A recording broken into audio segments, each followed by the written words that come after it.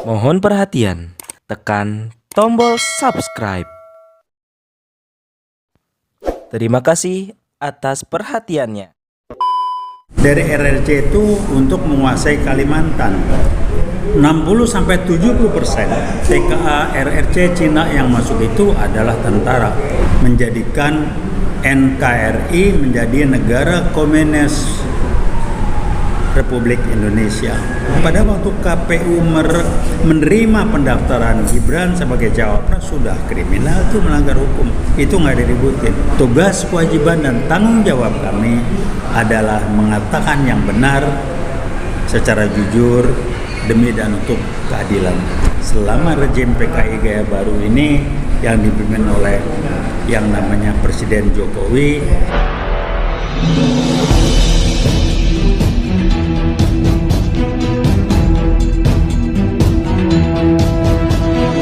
Saya Yani Muhammad, driver online Depok.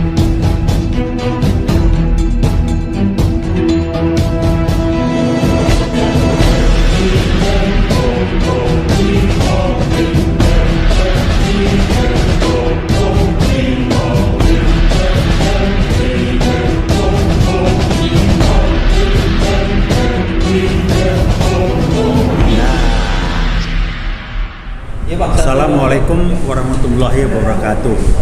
Veritas Probitas Justisia.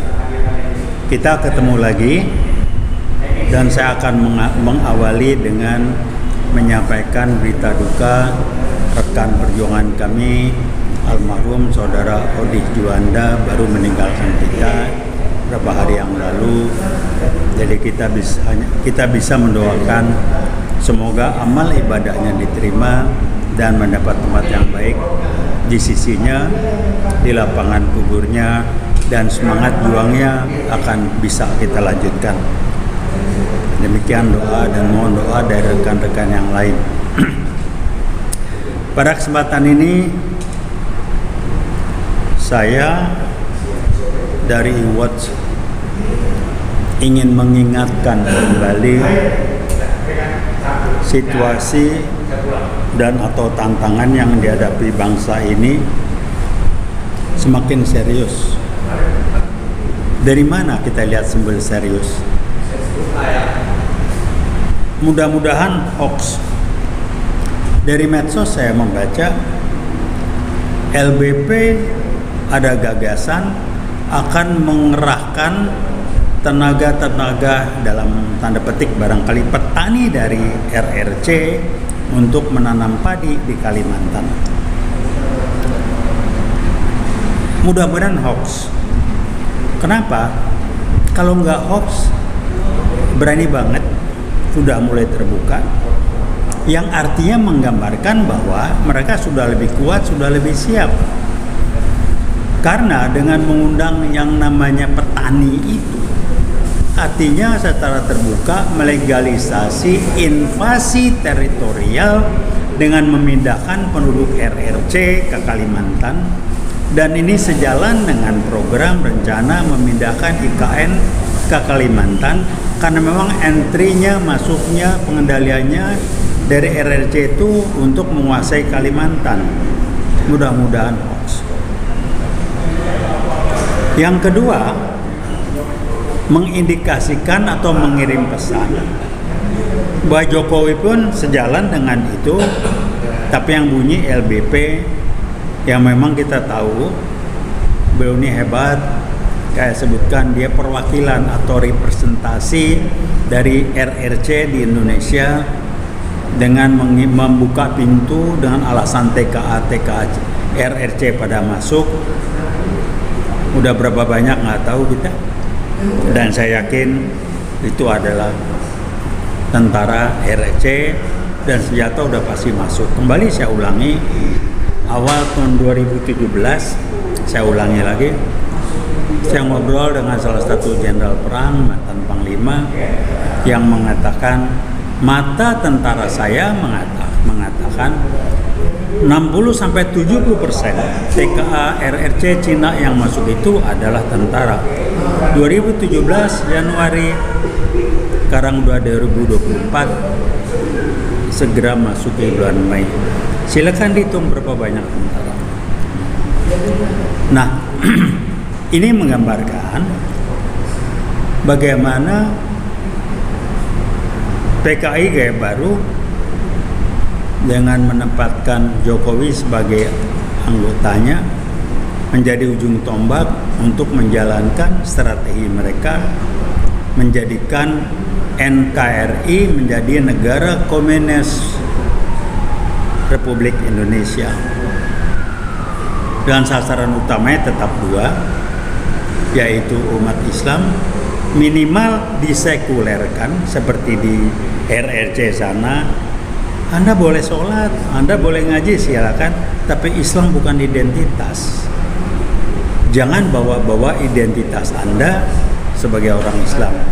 Paling tidak contoh sederhananya, nggak boleh lagi bilang assalamualaikum, tapi bilang apalah gitu, diganti entah Bhinneka Tunggal Ika entah apa, Anda akan dihilangkan. Kemudian yang kedua, TNI diperlemah, dikendalikan, dikucilkan agar tidak mengganggu program mereka untuk invasi teritorial dari tentara Cina. Sebab kalau TNI tidak diperlemah, ini bakalan seru. TNI disegani karena sebagai tentara juga nggak bercanda. Tapi kalau sudah dikendalikan, maka jadi lebih mudah. Yang lain kami mengamati, saya terutama melihat strategi pengalihan isu bukan kepada sumber masalah, yaitu masuknya TKA Cina, masuknya sebagai bagian dari invasi teritorial RRC ke wilayah Indonesia. Kemudian sumber masalahnya PKI gaya baru dengan Jokowi sebagai ujung tombaknya, dialihkan menjadi sibuk dengan bicara cawapres lah, inilah itu segala macam. Itu yang diributkan. Kemudian digeser lagi, yang diributkan KPU bukan tindakan kriminalnya, tetapi yang diributkan sirekap, perhitungannya. Pada waktu KPU menerima pendaftaran Gibran sebagai cawapres sudah kriminal, itu melanggar hukum, itu nggak diributin, disusupi oleh orang-orangnya dari PKI gaya baru ke kelompok-kelompok yang lain, sehingga menjadi lebih mudah. Ditambah lagi bahwa kudeta konstitusional sudah berjalan lancar, khususnya di sektor hukum. Jadi kalau sudah di sektor hukum, polisi sudah diacak-acak, pengadilan sudah dikendalikan, ujungnya di MK, maka semua kegiatan tanpa sadar, banyak dari kita yang nggak memahami, digiring untuk masuk ke wilayah hukum, disebut dengan kita harus merespon secara konstitusional. Padahal kudeta konstitusi sudah terjadi. Jadi sama juga kita masang badan buat digebukin. Saya nggak kaget waktu MK menjadi seperti itu, sudah dikudeta kok. Mau diapain lagi gitu kan. Dan model sandera, kasus-kasus dari oknum-oknum yang bersangkutan sudah sangat jelas. Bahkan saya mengatakan, kalau kita kembali menyimpang sedikit ke kampus, UGM nggak bisa berkutik, rektornya dikendalikan oleh seknek, Prof. Pratikno apa segala macam, dia nggak bisa bunyi. Karena tidak heran kalau keluar pernyataan, kami meyakini. Kok akademisi kampus ngomong kami meyakini, bukan ngomong fakta, kan ada datanya bahwa Jokowi itu bukan ahli agama, ijazahnya palsu, suruh buktikan aja segala macam.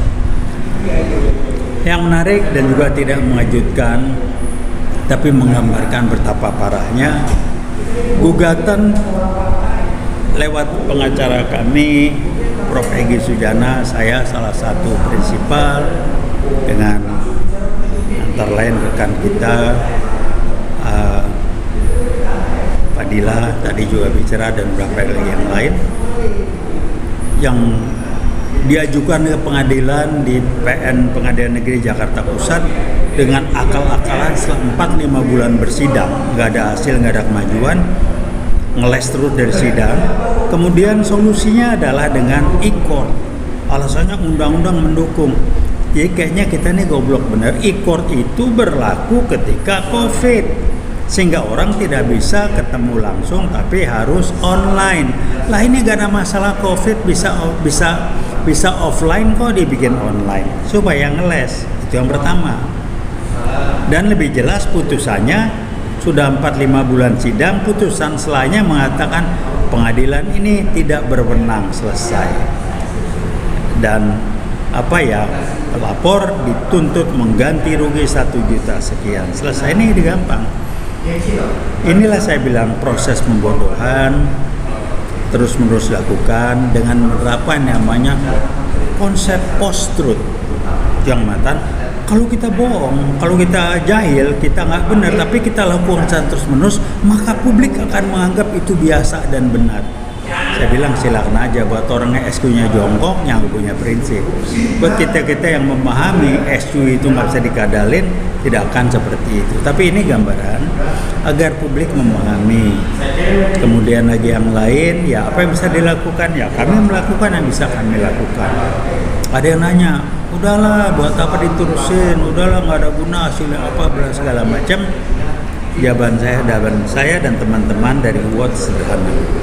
Tugas, kewajiban dan tanggung jawab kami adalah mengatakan yang benar secara jujur demi dan untuk keadilan. Soal hasilnya lillahi ta'ala, Allah yang menentukan. Tapi paling tidak kami mengatakan nama kami tidak akan ada dalam daftar nama mereka-mereka yang cuma jadi penonton dan atau pembaca sejarah. Kami masuk dalam daftar nama mereka-mereka yang ikut terlibat, ikut dalam proses menulis sejarah selama rejim PKI Gaya Baru ini yang dipimpin oleh yang namanya Presiden Jokowi berkiprah terus. Sangat dipahami kalau Jokowi juga mati-matian. Kenapa? Kalau dia diturunkan dan digantikan oleh siapapun yang bukan orangnya dia pasti dikerangkeng. Kenapa dikerangkeng? Aduh, bertanggung jawab penggunaan dananya, kemudian nepotismenya, kemudian lagi PKI Gaya Barunya, kebohongan ijazah palsu, kebohongan orang tuanya, ibu bapaknya ternyata tokoh gerwani dan lain sebagainya. Itu tanggung jawabnya kemana? Nah ini yang harus dipertahankan. Jadi kalau kami memahami lah, kalau dia mati-matian, kalau bahasa kerennya all out, to be or not to be, karena kalau sampai dia diturunkan dan digantikan bukan oleh orang yang mendukung dia, sudah pasti dia akan dikerangkeng. Juga anak dan menantunya, Gibran tanggung jawab, duit dari mana, menantunya Bobi termasuk juga dengan nepotisme segala macam itu. Ini bukan soal sepele, itu tanggung jawabnya serius, bakal dikerangkeng cukup lama dan dia akan bikin sejarah, menjadi mantan Presiden Republik Indonesia pertama yang setelah diturunkan dari jabatannya menjadi narapidana dan dikerangkeng beserta anak dan menantunya yang terlibat tindakan perbuatan kriminal. Jadi sangat dibalik. Kita nonton aja, kita bergerak terus. Apa yang kita jadikan pegangan? Orang yang melakukan sesuatu karena keyakinan dengan niat baik, tanpa ada kepentingan pribadi, pengen dapat imbalan dan sebagainya, disamakan dengan kekuatannya sama dengan 1000 orang yang melakukan suatu karena ada interest atau kepentingan pribadi. Kira-kira ukurannya seperti itu. Tentunya angka ini bukan angka matematis ya, sebagai pembanding aja. Jadi kami akan jalan terus, silakan aja UIWOT dan teman-teman yang tergabung dalam UIWOT, yang bersinergi dengan UIWOT, rekan-rekan alumni dari Universitas Pajajaran, Gajah Mada dan lain sebagainya. Kita berpikir, berbuat dan bertindak yang sama dengan keyakinan dan dasar-dasar nilai yang sama, bahwa kita bukan orang yang transaksional. Kita melakukan karena keyakinan untuk tegaknya kebenaran, kejujuran, dan keadilan. Nah, moto dari UI Watch adalah moto UI Veritas, Probitas, Justitia. Ada selintas di medsos, mungkin betul mungkin enggak, kami belum buka proses. Beritanya menarik. Katanya di Solo itu sedang dilaksanakan proses membangun kota suci di Yerusalem. Jadi kayak apa ya? Jadi dibikin tempat yang seperti Yerusalem sebagai kota suci segala macam. Ya ini kerjanya Yahudi lah. Kalau memang benar kita cuma bilang ya mari kita lihat. Kenapa kok bisa? Ya karena umat sudah dikendalikan dan lebih sibuk urusan hitung-hitungan pahala dan masuk surga sendiri-sendiri. Ulama-ulama yang baik dibuat tidak berkutik, sebagian yang nurut dikasih imbalan-imbalan dan lain, bukan menduduk. Tapi tunggu aja waktunya. Kalau orang Jawa bilang Gusti Allah boten sare, kita akan berjuang terus. Rekan-rekan alumni perguruan tinggi yang lain yang di luar UI, kami juga sudah mulai bergerak. Siap-siap aja, hanya masalah waktu. Kalau ditanya apa yang lakukan, tetap kami berangkat dari people power. Kami tidak akan konstitusional karena konstitusi sudah dikudeta. Itu aja. Silakan aja. Kita adu panjang napas. Jokowi tinggal berapa bulan lagi, siap-siap lakukan semaksimal yang Anda bisa. Kami akan berusaha supaya Anda turun dan Anda dikerangkeng. Mungkin itu yang kami sampaikan. Sekali lagi, beliau tidak akan bisa menjelaskan, dan tolong pengacaranya itu Bung Otto Hasibuan udah nggak usah ribut lah, tunjukkan ijazahnya aja lah. Karena di fotokopi yang ramai kan di media, foto ijazahnya itu kata ijazah Jokowi fotonya almarhum adik iparnya. Udahlah, jadi Bro Otto ya saya sih ngerti, Anda kan dibayar buat itu, silakan aja lah. Orang cari makan kan masing-masing, silakan. Siapapun bebas menentukan pilihan, tetapi saya mengatakan manusia tidak bebas menentukan konsekuensi dari pilihan yang dia pilih. Jadi siap-siap aja. Kalau memang pilihan untuk mendukung ini nggak benar, silakan. Kalau Anda percaya, jalan terus. Tapi kami tidak mau berangkat dengan cara seperti itu, karena yang akan nanggung nanti kalau percaya. Karena kami yakin insyaallah betul saleh, maka orang keluarga, anak atau cucu yang kebagian dari rezeki dengan cara seperti itu harus bayar kosnya. Mungkin segera, mungkin nanti, tapi yang jelas selama dalam kehidupan ini, mungkin sekarang, mungkin nanti akan bayar. Kita mendingan cari rezeki yang halal aja, yang diridhoi. Silakan Anda pakai basis itu, memilih itu silakan, itu pilihan Anda bebas memilih. Seperti juga Jokowi bebas memilih menjadi PKI gaya baru, bebas memilih ijazah bohong, bebas memilih membohongi keluarga bukan PKI, bebas memilih bohong-bohong yang daftarnya begitu panjang dan sebagainya. Silakan. Konsekuensinya Anda tidak bisa memilih. Bahwa sekarang orang cuma mencibir, mentertawakan Anda dan Anda anggap tidak apa-apa, silakan. Ini masalah waktu kok. 5-10 tahun lagi barangkali nama Anda akan terkenal jadi bahan tertawaan.